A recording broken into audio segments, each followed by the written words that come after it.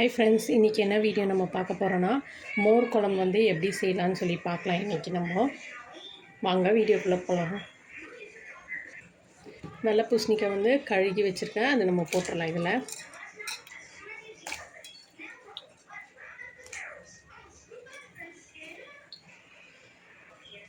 கொஞ்சமாக உப்பு போட்டுக்கலாம். 3 பச்சை மிளகா காரத்துக்கு ஏற்ப நீங்கள் போட்டுக்கோங்க. கருவேப்பிலை வந்து போட்டுக்கோங்க. தேவையான அளவு மஞ்சத்தூள் போட்டு நம்ம மிக்ஸ் பண்ணி கொடுத்துடலாம். இப்போ நல்லா கொதி வரட்டும் ஃப்ரெண்ட்ஸ். கொதி வந்து இந்த வெள்ளை பூசணிக்காய் வந்து வெந்துடும்.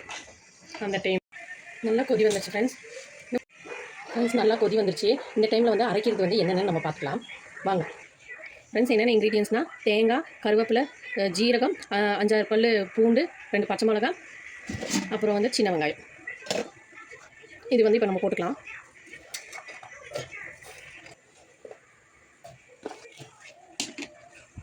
இது வந்து பருப்பு வந்து கொஞ்சம் நேரம் நாங்கள் தண்ணியில் ஊற வச்சுருக்கோம் ஃப்ரெண்ட்ஸ். அது வந்து எதுக்கு நம்ம ஊற வச்சுருக்கிறோன்னா, நம்மளுக்கு வந்து அந்த குழம்பு வந்து நம்மளுக்கு திக்காக கிடைக்கிறதுக்கோசரம் நம்ம அதை வந்து ஊற வச்சுருக்கோம். ஒரு 10 நிமிஷம் நீங்கள் ஊற வச்சிங்கன்னா போதும். செய்யறதுக்கு ஒரு 10 நிமிஷம் முன்னாடி நீங்கள் இது மாதிரி ஊற வச்சுட்டு நீங்கள் போட்டிங்கன்னா நல்லா டேஸ்ட்டாக கிடைக்கும். குழம்பு உங்களுக்கு வந்து கொஞ்சம் திக்காகவும் கிடைக்கும். அதெல்லாம் ஃப்ரெண்ட்ஸ் அரைச்சி எடுத்தாச்சு. இது நல்லா வெந்துருச்சு பாருங்க. இந்த டைமில் நம்ம அரைச்சி வச்சுருக்கோம் இல்லைங்களா, அந்த இதை எடுத்து நம்ம ஊற்றிடலாம்.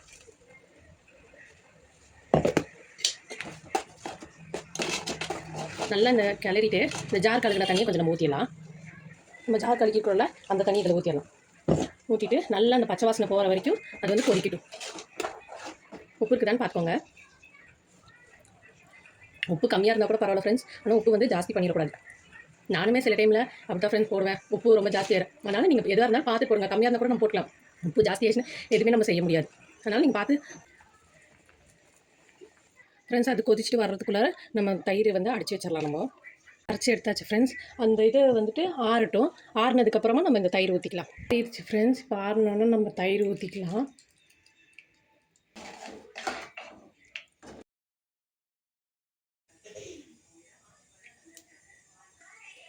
வெந்தயம் கொஞ்சம் போட்டுக்கலாம்.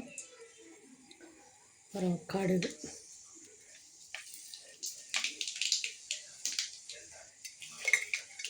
அப்புறம் காஞ்ச மிளகா,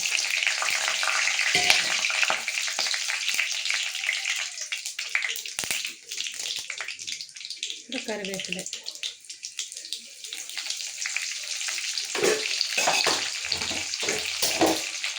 நம்ம கொட்டியாச்சு.